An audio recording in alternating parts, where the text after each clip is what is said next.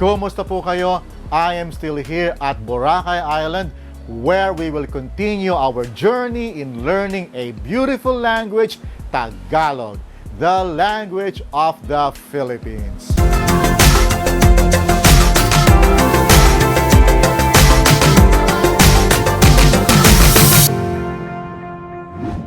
In my last video, I've talked about some photos I took in this trip and describe what's going on those photos.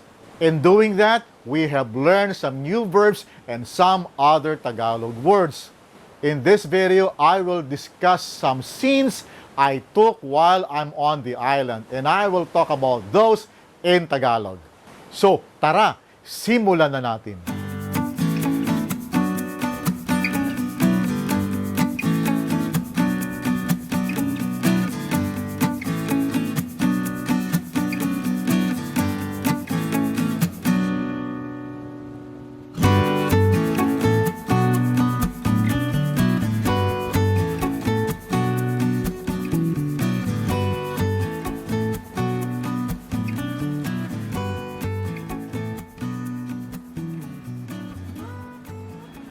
Ito ang dalampasigan ng Boracay.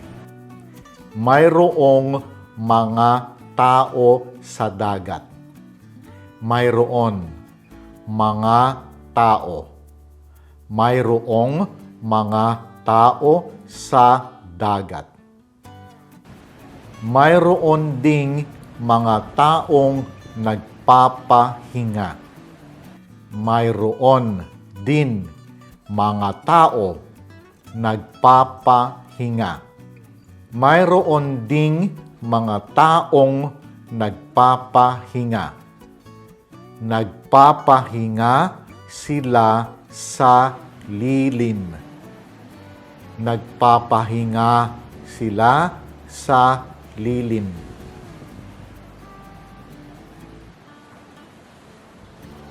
Mayroong bangkang naglalayag.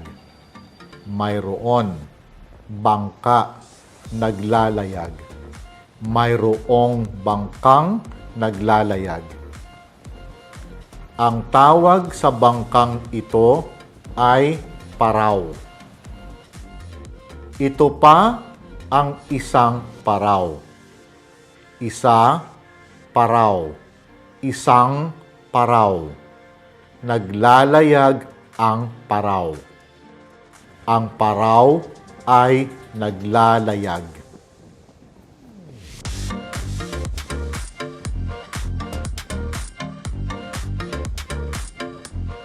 Cool? Now, let's watch another video. I'm on the island on business. That includes a lot of meetings with some people. This is a video of one of those meetings. Sa video na ito, makikita ako sa isang pulong. Makikita ako sa isang pulong. Isa, pulong.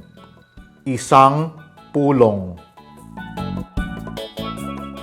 Kasama ko sina Rose, Ben, at Miguel. Nasa loob kami ng isang restaurant. Isa, restaurant. Isang restaurant. Kasi sa Pilipinas, pag may pulong, dapat may pagkain.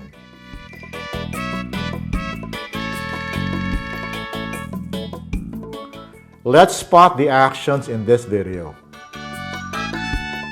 Ayun, isinuot ni Rose ang kanyang salamin. Isinuot ang kanyang salamin.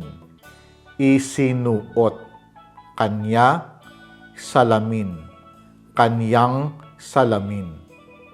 Malabo kasi ang mga mata niya. Kagaya ko, malabo rin ang mga mata ko. Makikita sa labas ng bintana ang puno ng niyog. Ang puno ng niyog. malaki ang bintana. Makikita rin ang lamesa. Lamesa. From the Spanish, la mesa. When the word got incorporated into Tagalog, the article la got attached to mesa. So it became lamesa. Makikita rin ang mga upuan. Another word for upuan is sila, from the Spanish, silla. Ayun, uminom si Rose ng tubig. Uminom ng tubig si Rose. Si Rose ay uminom ng tubig. Nagpatuloy ang aming pagpupulong. Nagpatuloy ang aming pag-uusap. Ayun, uminom si Ben ng kape. Uminom ng kape si Ben. Si Ben ay uminom ng kape. Nagpatuloy ang aming pagpupulong. Nagpatuloy ang aming pag-uusap. Hanggang inihanda ang aming pagkain. Inihanda. Amin, pagkain. Aming pagkain. Ay sarap. So there, we have learned new Tagalog verbs in this video. I will definitely talk more about those in depth in my next session. But be sure to give this video a thumbs up because that will help the YouTube algorithm recommend this channel to more people. Cool? My trip in this magical island is about to end and I will be shooting my next videos in Metro Manila.